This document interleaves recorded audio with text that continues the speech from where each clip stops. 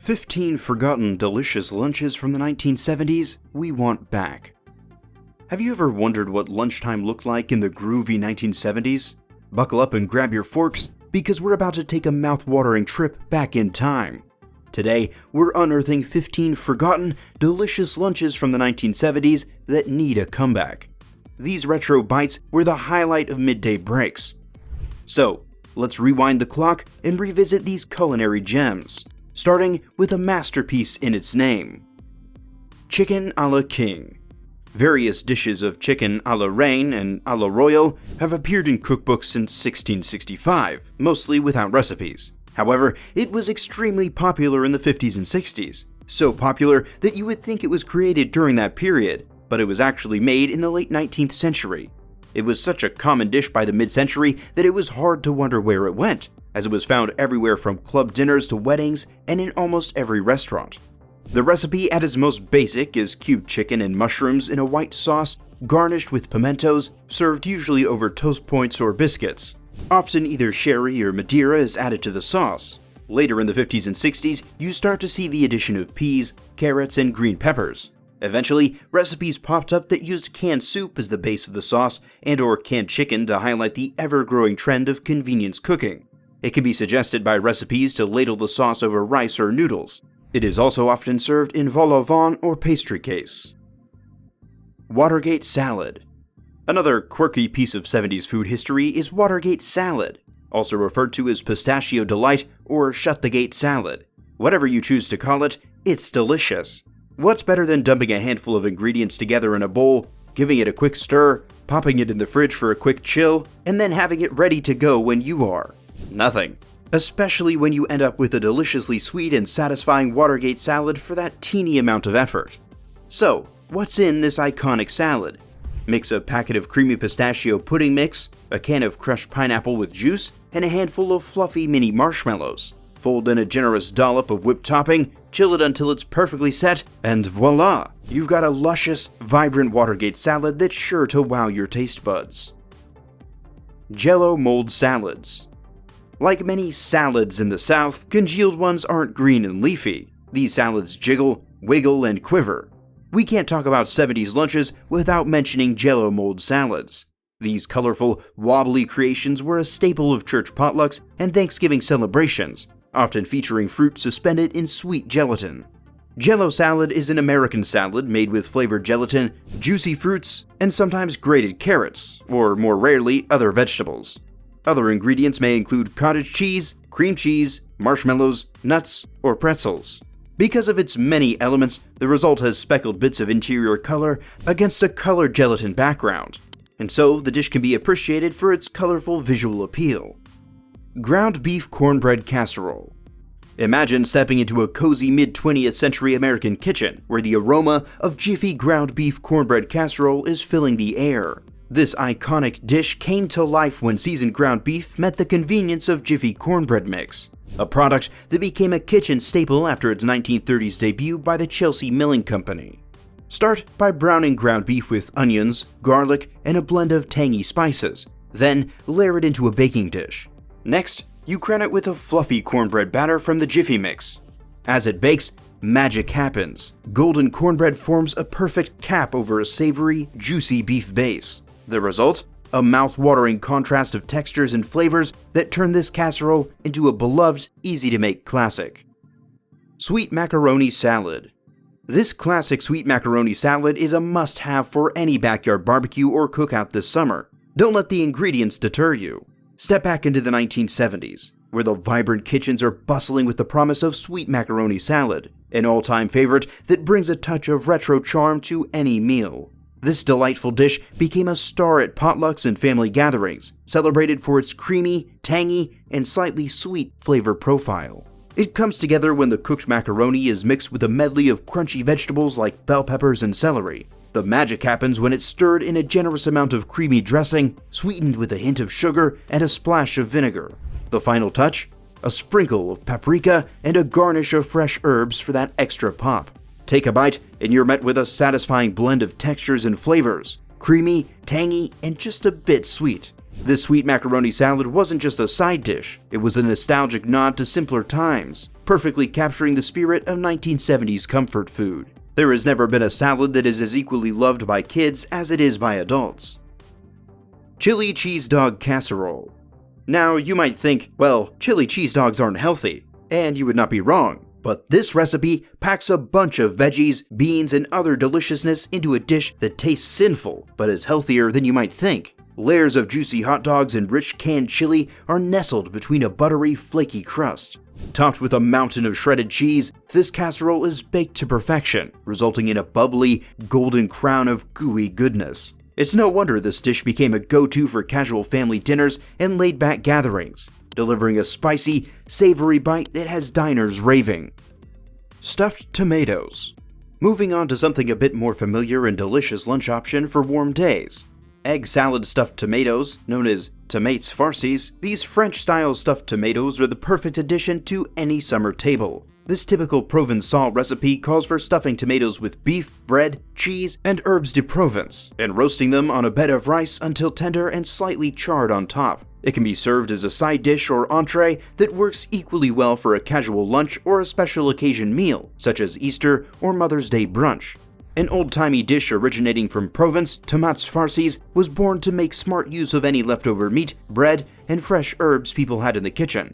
For this reason, you can find countless variations of this dish, be it made using ground beef, pork, chicken, or chopped up leftover stewed meat, mixed with stale bread or rice, any kind of fresh herbs, and any type of hard cheese. But this recipe, when made with ground beef, bread, and cheese, is by far the most popular. The Waldorf chicken salad. It is sure a salad linked to such a high-class hotel had to have such elevated ingredients. The recipe was created by the maître d'hôtel Oscar Shirky at the Waldorf Astoria Hotel in New York City in 1893. It was served at a supper for 1,500 folks from Boston, Baltimore, Philadelphia, and of course, New York, which celebrated the opening of the famed hotel, which at the time was only called the Waldorf Hotel.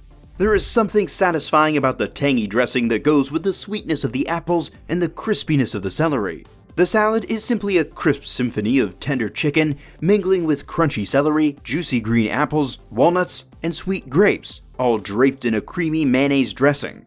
This vibrant melody isn't just a feast for the taste buds, but a visual delight with its harmonious green palette.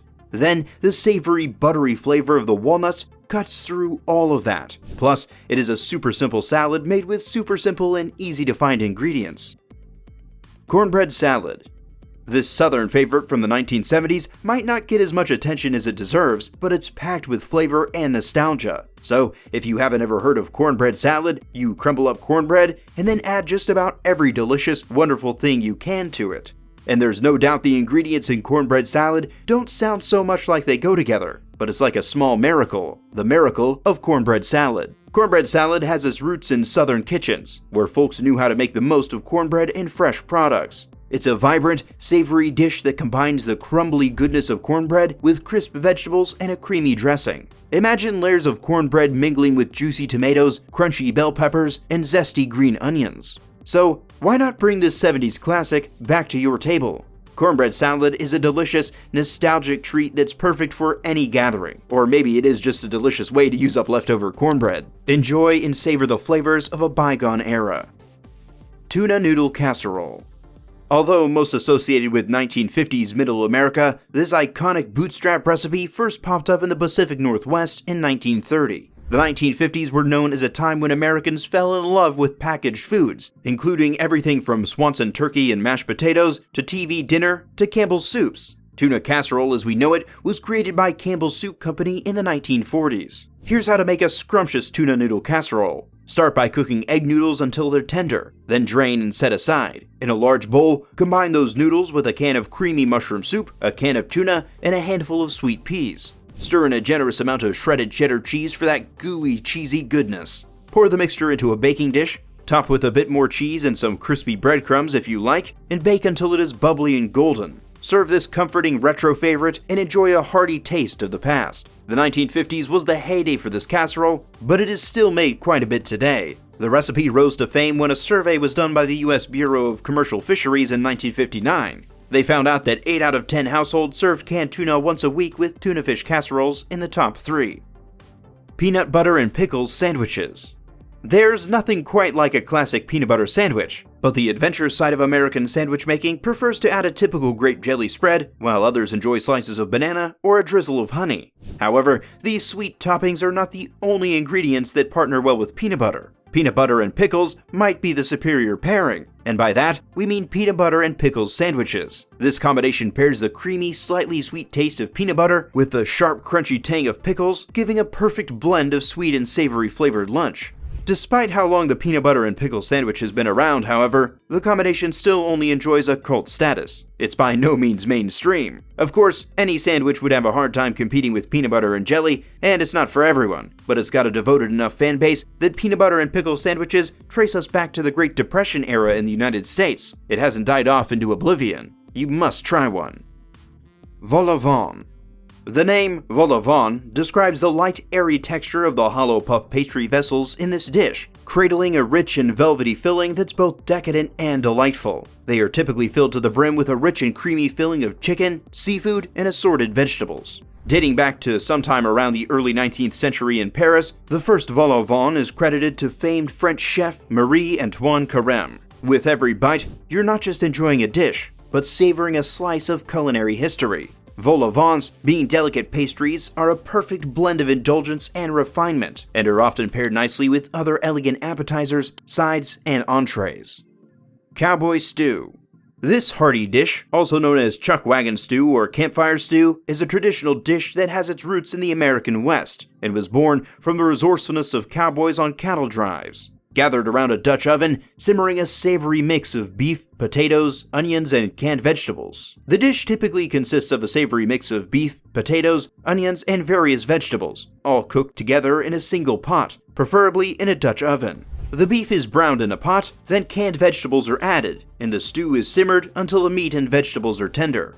Cowboy stew wasn't just about convenience. It was a practical and delicious way to use up leftovers while out on the range for weeks at a time, and the stew was often served with warm biscuits or cornbread, adding a comforting touch to long, dusty days. Even today, this dish is celebrated in literature and movies, capturing the spirit of the Old West. Cowboy stew remains a beloved classic, perfect for warming up a cold winter evening or adding a touch of adventure to your next camping trip. The Egg Foo Yung sandwiches. Dive into this classic and savor a taste of the past with the Egg Foo Yung sandwiches, where American and Chinese culinary traditions collide in a mid-20th century flavor explosion. It's made with a sizzle and pop of an Egg Foo Yung patty as it hits the pan, a delightful mix of beaten eggs, crisp vegetables, and savory proteins like shrimp or pork. This golden patty is nestled perfectly on a bun, sometimes drenched in a rich, savory sauce that tastes a whole new level. With classic fillings like bean sprouts, mushrooms, and onions, this sandwich is a satisfying blend of textures and tastes, offering a mouth-watering meal perfect for lunch or dinner. Served alongside a fresh side salad or a light soup, the Egg Foo Yung sandwich became a beloved choice for those seeking something flavorful and fulfilling. It happens to have the origin of the St. Paul sandwich dating to the early 1940s, when Chinese restaurants created the sandwich as a unique dish that was in a more familiar sandwich form to appeal to the palates of Midwestern Americans, an early example of fusion cuisine. Classic Beef Wellington. This beef fillet coated in chopped mushrooms and liver pâté and baked inside a puff pastry shell. The origin of beef Wellington is attributed to a cook for the famed Duke of Wellington named Arthur Wellesley, the English general who defeated the armies of Napoleon Bonaparte at the Battle of Waterloo in 1815. Wellington, it is said, liked the food that could be eaten on the march, and the dish, with its crusty shell, is certainly portable. They gave us a classic beef Wellington, which is a tenderloin fillet coated in goose or duck liver pâté, and duxelles, which combines chopped mushrooms, shallots, and thyme, that is wrapped in puff pastry and washed in egg and milk to aid in a deep browning of the pastry in the oven. After the dish is cooked at high heat, the beef emerges from rare to medium rare. Some recipes add ham, mustard, and spinach, although the water content of the last can compromise the shell by making it soggy. The result is a dish that marries diverse culinary traditions in a uniquely satisfying way. Did these classic lunches bring back delicious memories? If so, give this video a thumbs up, hit subscribe, and stay tuned for more nostalgic journeys.